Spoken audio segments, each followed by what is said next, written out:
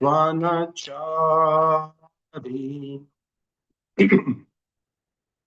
यमुनातीरा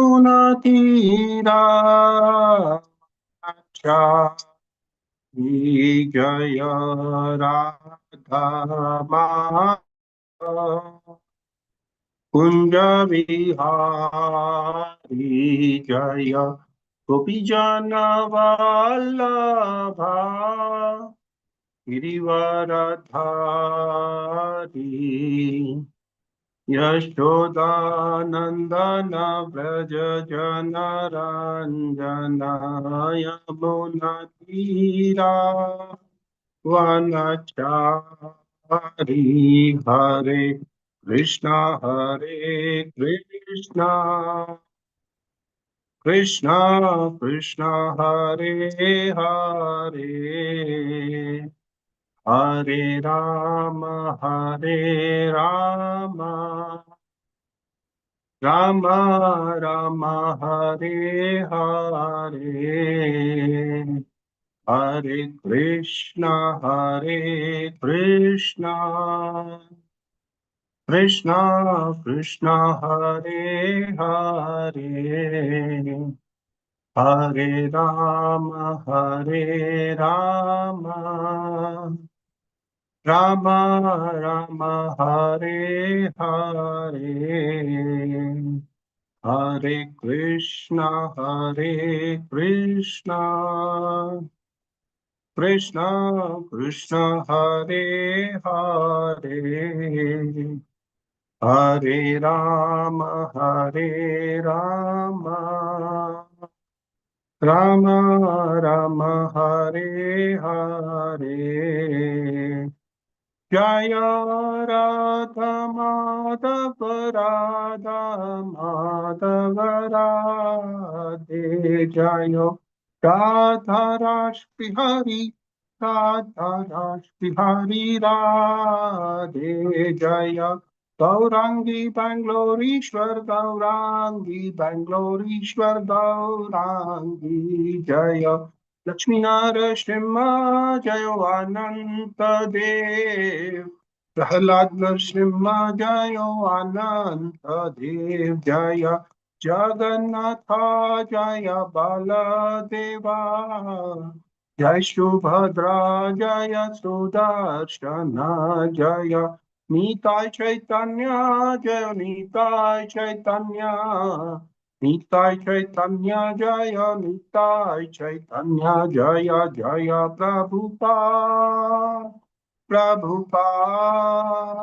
प्रभुपाद जय जय प्रभुपाद जय जय गुरुदेव जय जय गुरुदेव निताय गौर हरि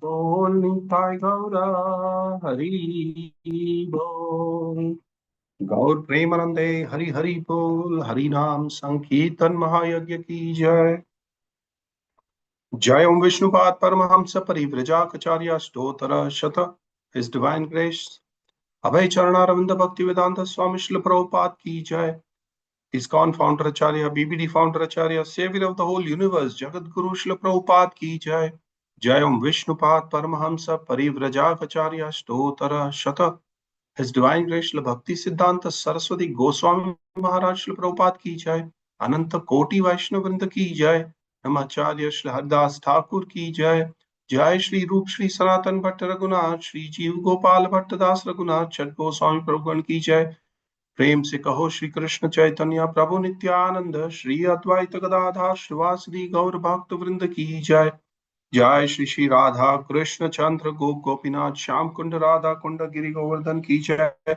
मथुरा वृंदावन धाम की जय मायापुर नवदीप धाम की जय श्री क्षेत्र श्री जगन्नाथपुरी धाम की जय गंगा माई की जय जमुना माई की जय कावेरी माई की जय भक्ति देवी की जय तुलसी महारानी की जय समवेत गौर भक्त वृंद की जय निताय गौर प्रेमानंदे हरि हरि बोल all glories to the assembled devotees Hare Krishna all glories to the assembled devotees Hare Krishna all glories to the assembled devotees Hare Krishna All glories and glories and glories to Sri Guru and Gauranga Srila Prabhupada ki jai. Om Namo Bhagavate Vasudevaya. Om Namo Bhagavate Vasudevaya. Om Namo Bhagavate Vasudevaya. Narayanam Namaskrityam Naram Chaiva Narottamam Devim Saraswatim Vyasam Tato Jai Mudiraje Nashtaprayasya Bhadreshu Nityam Bhagavatam Sevaya Bhagavati Uttama Shloke Bhaktir Bhavati Naistiki Mukam Karoti Vachalam Tam Pangulangai Temgrim Yat Kripatamaham Vande Shri Gurudinatarinam Paramanandam Madhavam Shri Chaitanya Ishwaram Hari Om Tat Sat. Hare Krishna, we welcome all the devotees back into this everyday's conversation on Srimad Bhagavatam, and we continue our conversation. We're reading from Srimad Bhagavatam, Canto 4, Chapter 20, and the text number 6 is what we're going to discuss today. Allow me to share my screen, please. Krishna, okay.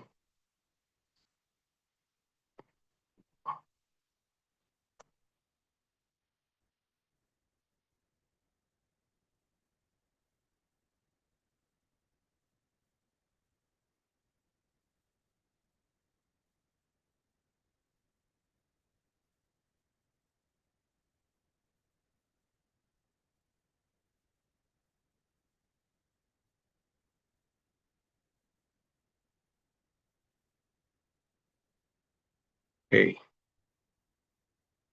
The fourth canto is titled The Creation of the Fourth Order, and the chapter 20 that we're discussing today, or we've been discussing for some time, is Lord Vishnu's appearance in the sacrificial arena of Maharaj Prithu. So the conversation continues here between Maitreya Rishi and Vidura, and that's what is the continuation of that. They've been discussing about this, and the pastime is actually showing us Maharaj Prithu, Lord Vishnu, and Indra. So all these are there. Yes.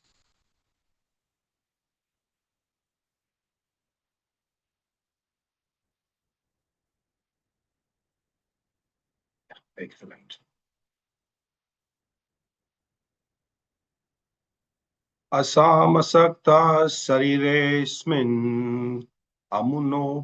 amunotpati grahe apataye dravine vapi kakuryan mamatam buddha asamasakta sariresmine amutopadite grihe apatye dravine vapi karunya maha mamatam buddhaya asamasakta sariresmin amunota padite grahe apitaye dravine vapi kahaka kauran kau kuryan mamatam buddha. Word to word translation. Asamasakta, being unattached. Sarire, to the body. Asmin, this. Amuna, by such a bodily conception. Utpadite, produced. Grahe, house. Apatai, children. Dravine, wealth. Va, or. Api, also. Ka, who. Kuryat, would do. Mamatam, affinity. Buddha, learned person. Translation purport by His Divine Grace, A.C. Bhakti Vedanta Swami Srila Prabhupada, Jai Srila Prabhupada. Translation. How can a highly learned person who has absolutely no affinity for the bodily conception of life be affected by the bodily conception in regard to house, children, wealth, and similar other bodily productions?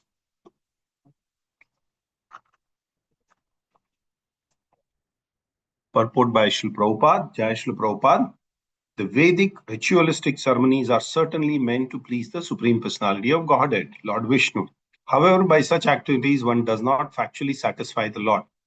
Rather, with the sanction of the Lord, one tries to satisfy satisfy one's own senses. In other words, materialists who are specially interested in sense gratification are given permission or license to enjoy the sense gratification by executing the Vedic ritualistic ceremonies. This is called Traigunya Vishaya Veda. The Vedic performances are based on the three modes of material nature. Those who are elevated above the material conditions are not at all interested in such a Vedic performance. Rather, they are interested in the higher duties of transcendental loving service to the Supreme Personality of Godhead. Such devotional service is called Nistraigunya. Devotional service to the Lord has nothing to do with the material conception of bodily comfort. Thus ends the Bhaktivedanta purport to Canto 4 of Srimad Bhagavatam, Canto titled The Creation of the Fourth Order, Chapter number 20, Lord Vishnu's Appearance in the Sacrificial Arena of Maharaj Prithu, to the text number 6.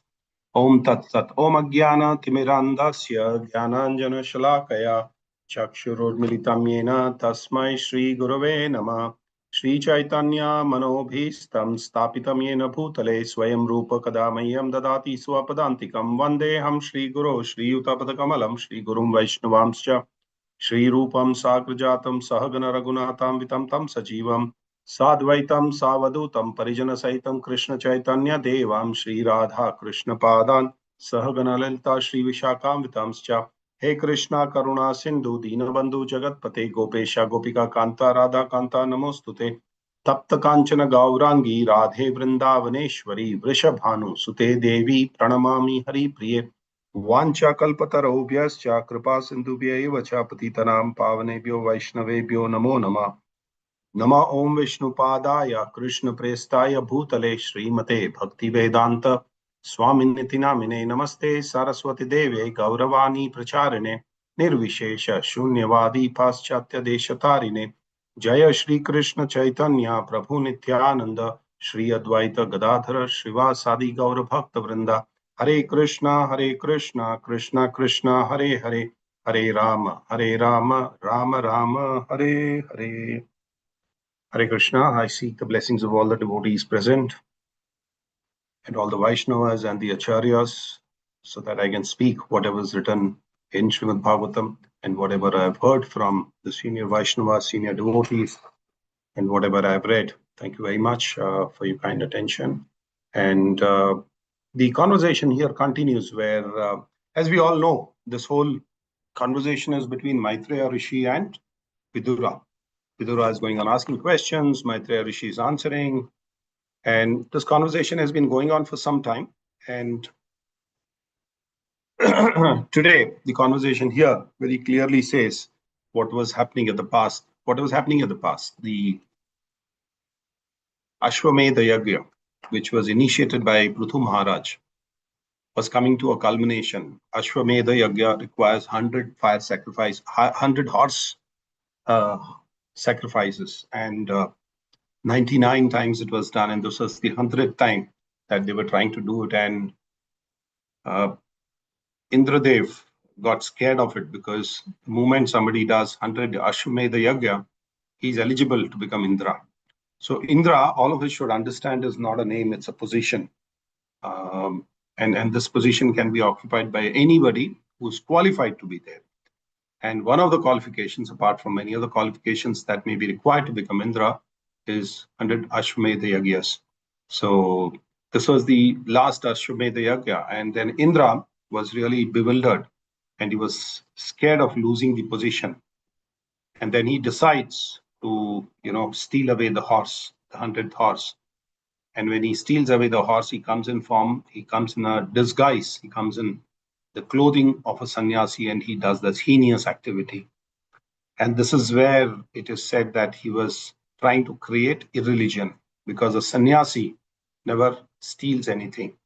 A sannyasi is meant to be giving enlightenment to the society, whereas here it is seen that Indra came in the guise of a sannyasi, though he was not a sannyasi. He came in the guise of a sannyasi and he stole the horse. And furthermore, when he was caught by the sons of Prithu Maharaj and bought into it, and then there was a lot of conversation that was happening. as to why did he do all that and what was the need. And there comes Brahma. Brahma comes and intervenes here and tells Prithu Maharaj, saying that whether you do 99 Ashwamedha Yagna or 100 Ashwamedha Yagna, your resultants are all the same.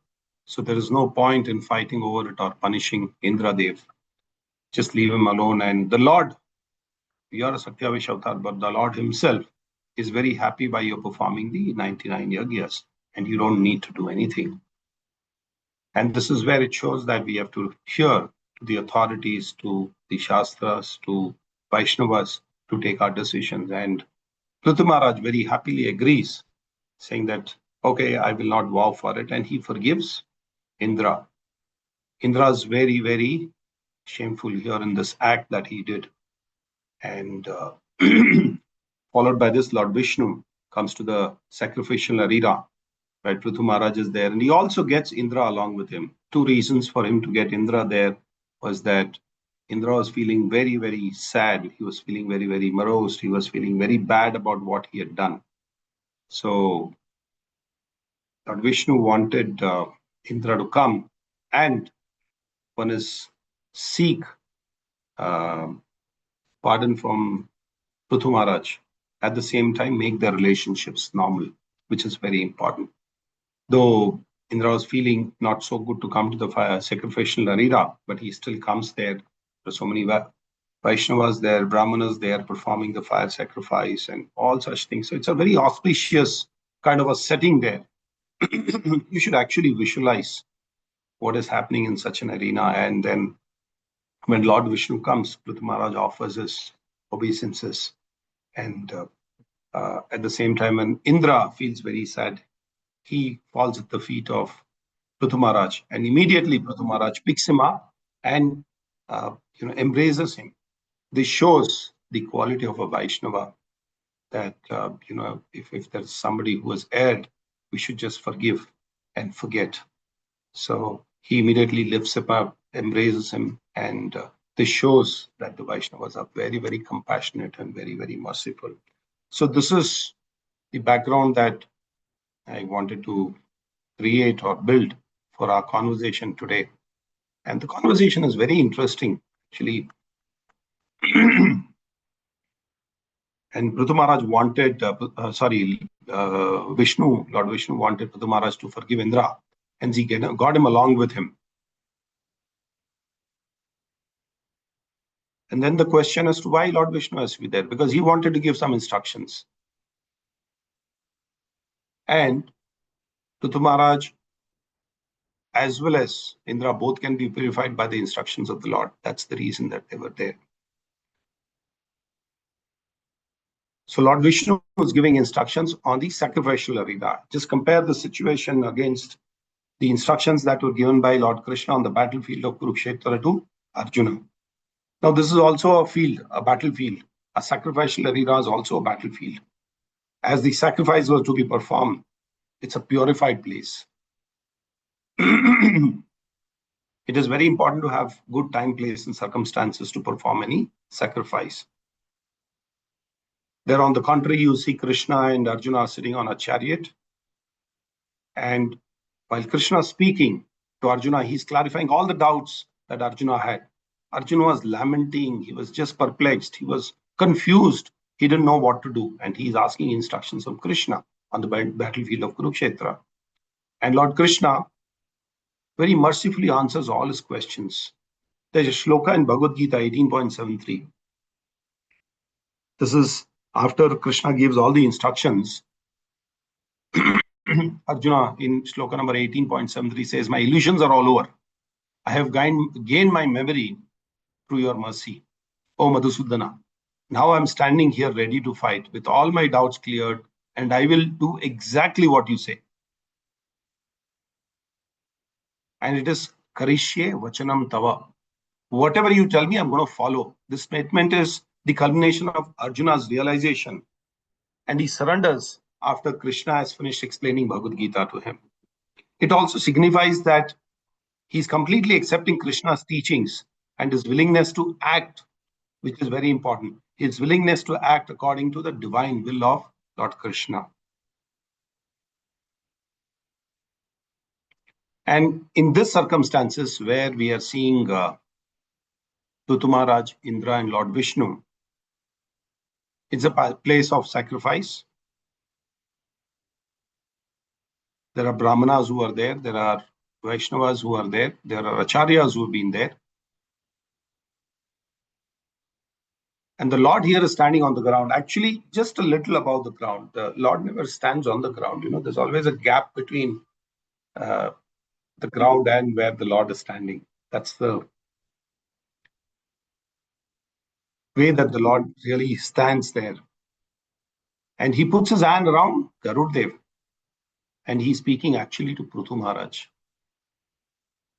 And Lord, as I said, Lord Vishnu wants Prithu Maharaj to forgive Lord Indra. There are many times that Lord Indra has done this. But then the Supreme Personality of Godhead, Krishna, always takes it very lightly. He doesn't take it so seriously. Do we remember the other pastimes? The other pastime is where Lord Indra takes the horse from the Ashwamedha Yagya of Sagar, King Sagar, and leaves it near the ashram of Kapila Muni. And the sons of Sagar thought that it was Kapila Muni who actually stole the horse, and they start abusing him and start fighting against him. And they were all destroyed by the curse of Kapila Muni. And then we all know to get the aparadhas wiped off of the children of King Sagar, they invite Ganges, Mother Ganga, who was brought down to liberate them. And there was no mention of any punishment to Lord Indra. There was a punishment to the king of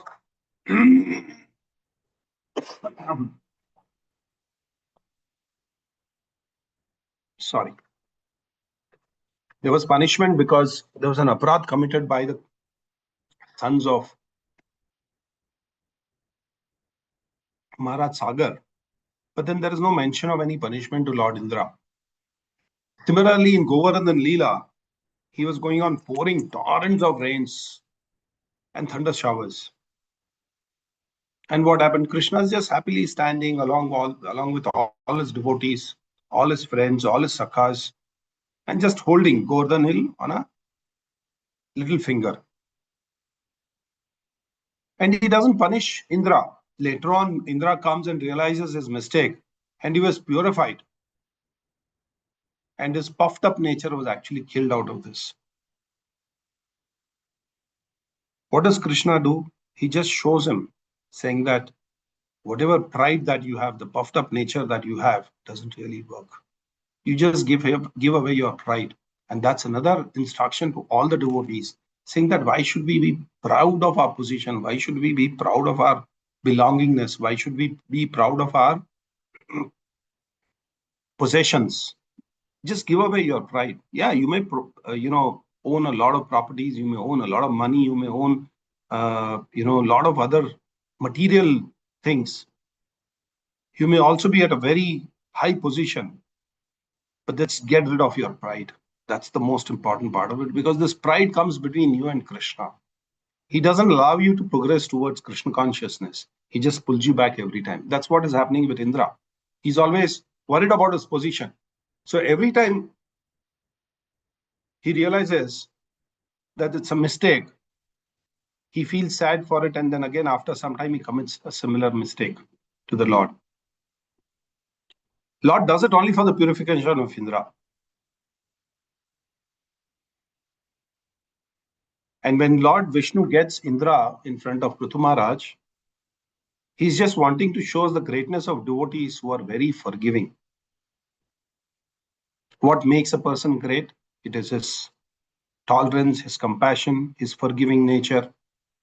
Likewise, we have the pastimes of Dhruv Maharaj. Dhruv Maharaj, a small little child, very badly treated by Suruchi, his stepmother. And then crying, he goes to his mother, and then mother says, okay, where is, you go and, pray to Lord Vishnu. And he says, where do I get Lord Vishnu? He says, I've heard that he's somewhere in the jungle. He goes to the jungle. And for 6 months of severe austerity, Dhruv Maharaj is able to see the Supreme Personality of Godhead face to face. And after seeing the Lord face to face, he comes back. And when he comes back, his mothers Suniti and Suruchi both are present. He has no enviousness towards Mother Suruchi, despite her, blemishing him, and despite his, reason for the austerity. He's not envious towards his stepmother. This is what makes him a great devotee. Yudhishthira Maharaj.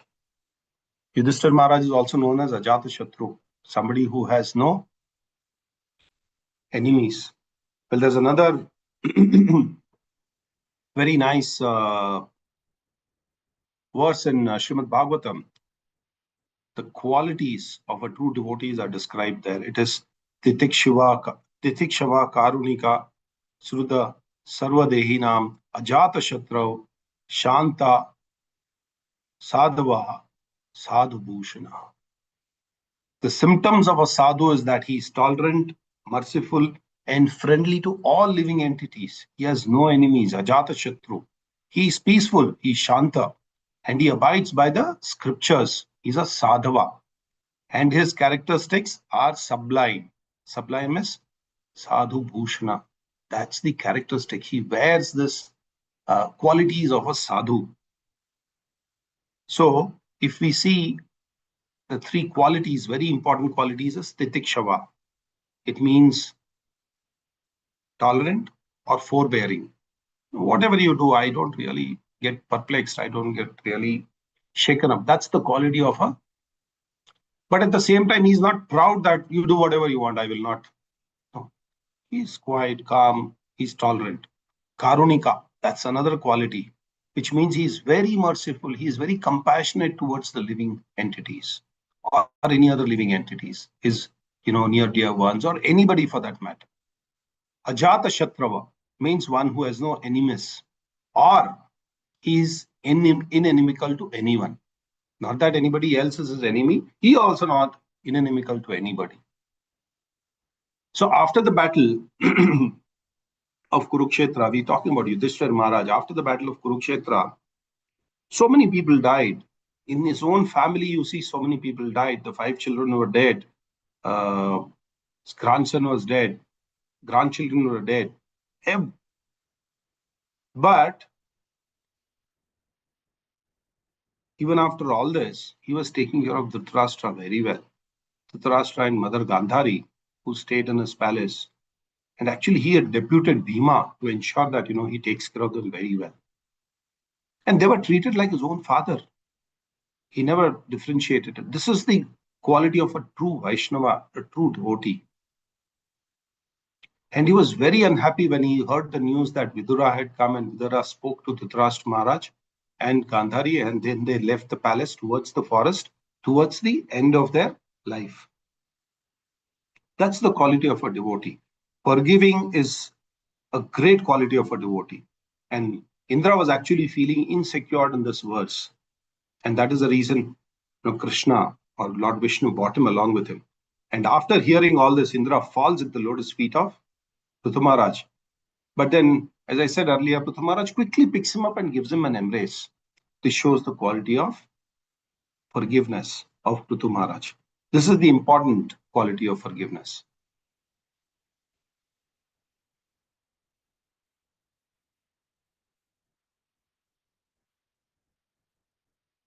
There's another important thing that we should really look at is, Purusha Yadi Muhyanti.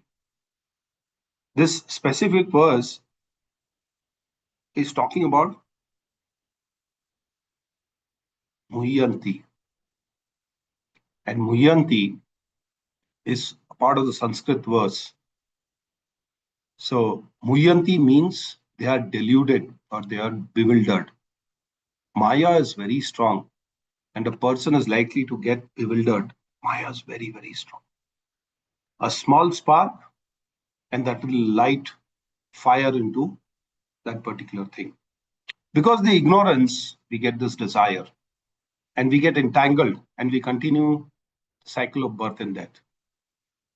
How can one get attached to such a body? We should not get attached to such a body. We are not this body. This is temporary place for us to leave, which we're going to leave in some time. We are leaving and we'll have to leave. We currently living in this body and we'll have to leave one day. Avidya is the cause of this. Kama is the cause of this. And karma is also the cause of this. So because of avidya, we do kama, and because of kama, we get karma, and because of karma, we get entangled into janma mrityu jaravadi.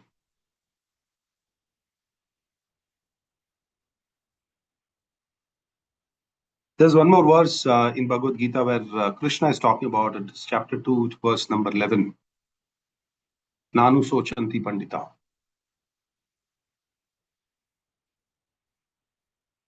And here, the context is very clear. He talks about the Supreme Personality of Godhead said, while speaking learned words, you are mourning for what is not worthy of grief. Those who are wise lament neither for living nor for the dead. This is 11th verse of chapter 2. The wise lament neither for living nor for the dead. It is spoken by Krishna to Arjuna, pointing that he is mourning for those who are not worthy of grief. This is right at the beginning of Bhagavad Gita, before the battlefield of Kurukshetra, on the battlefield of Kurukshetra, but just before the war started. This verse actually emphasizes that wise people understand the impedance of the physical body and eternal nature of the soul, and therefore do not grieve for either living or dead. The context here is that Arjuna is lamenting with the thought of fighting and killing his relatives in the upcoming war. And Krishna's response to this is, he points out the contradiction in Arjuna's words, saying, while speaking like learned words, you are mourning for what is not worthy of grief. You are a smart man, you are very qualified, you are a pandita, but you are speaking something which is not even worth thinking of. And the meaning of pandita is a wise or a learned person here. The concept here is the verse is teaching us about the nature of the soul and the body, stating that the soul is eternal and does not die, while the body is temporary and just perishes. And the whole application of this particular verse that we put in across is the wise understand the principle and remain unperturbed by the death or life of others, as they are not attached to the physical body, but to the eternal soul.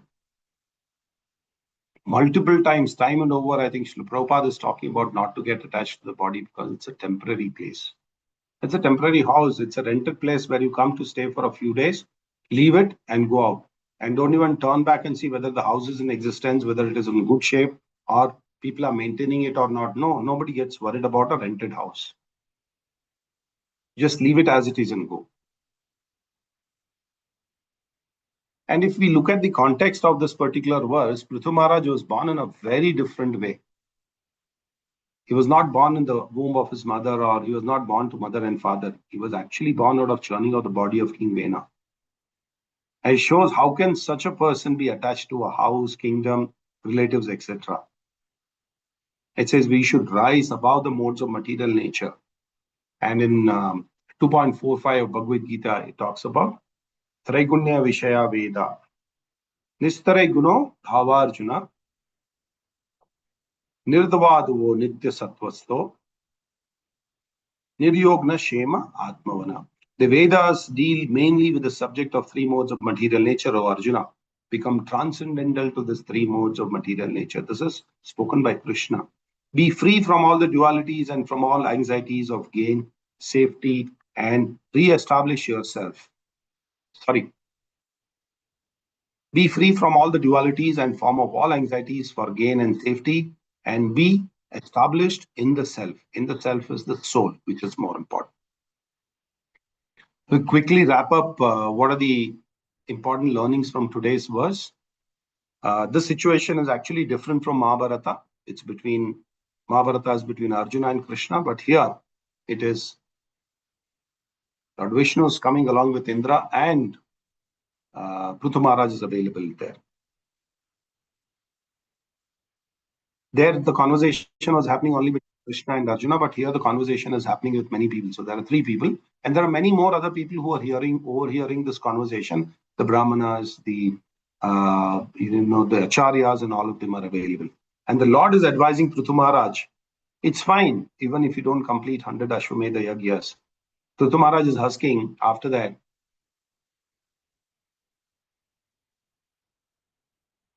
Lord bless me with long life so that he could hear the glories of the Lord.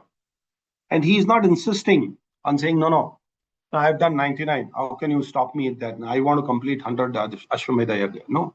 Prithu Maharaj is not asking, because when the Lord and when Brahma came and told him, he readily accepted it. Though it was not complete, he would say, I've attempted 99%. Why don't you give me 100%? Let me complete it. No, he's not asking that here in this case. And we also spoke about the great qualities of devotees like tolerance and compassion, and because of which they are Ajata Shatru. And when the devotional service starts, performing devotional service, when you start devotional service, you start getting all the good qualities. Devotional service is a transformation of heart. It's a change of heart. Though Lord Indra is doing so many things like this, the Lord is not getting disturbed at all. He just keeps quiet. And in 2.14 of Bhagavad Gita, Krishna says, Sukha Dukha, both you should be tolerant. Says, Matra Sarshetu Sparshyastu Konteya, Sitoshna Sukha Dukkada, Agamapayino Nityas, Tamte Tikshava Bharata. O son of Kunti, the non-permanent appearance of happiness and distress, and their appearance in due course are like the appearance and disappearance of winter and summer season. They arise from sense perception, or cycle of Bharata, and one must learn to tolerate them without being disturbed. There's a very important thing in Chaitanya Charitamrita. Krishnadas Kaviraj Goswami says that a devotee develops all the 26 qualities as he takes up to Krishna consciousness, and he becomes a great devotee. And the most important part, or the closure statement that I would make, is the quality of a devotee is to give and forgive. What to give? To give Krishna Prema, and to forgive those who have erred or who have even committed any offense against him. So that's about the shloka today. Thank you very much for your patient hearing. I would conclude my discussion on this now. If there are any questions from devotees, I'll be happy to answer them. Or if there are any corrections, please go ahead and make the corrections. I'll be happy to take them.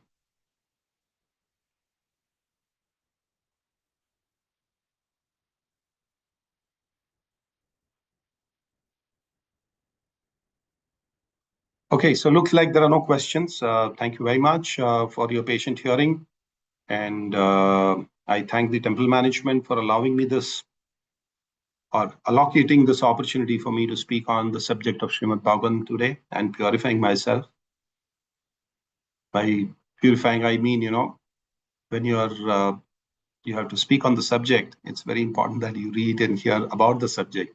So it makes you double prepared, saying that you're reading about the subject and then speaking about it. So I thank the temple management for kindly allowing me this opportunity to speak on Srimad Bhagavatam today. Thank you very much for your patient hearing. Let's close the class by chanting the Vaishnava Pranam mantra. Vancha kalpatarubhyascha kripa sindhubheva cha patitanam pavanebhyo vaishnavebhyo namo. Ananta Koti Vaishnava Vrinda ki jai, Grantraj Srimad Bhagavatam ki jai, Shri Prabhupada ki jai, Shri Gurudev ki jai, Nitai Gaur Premanande, Hari Hari Bol.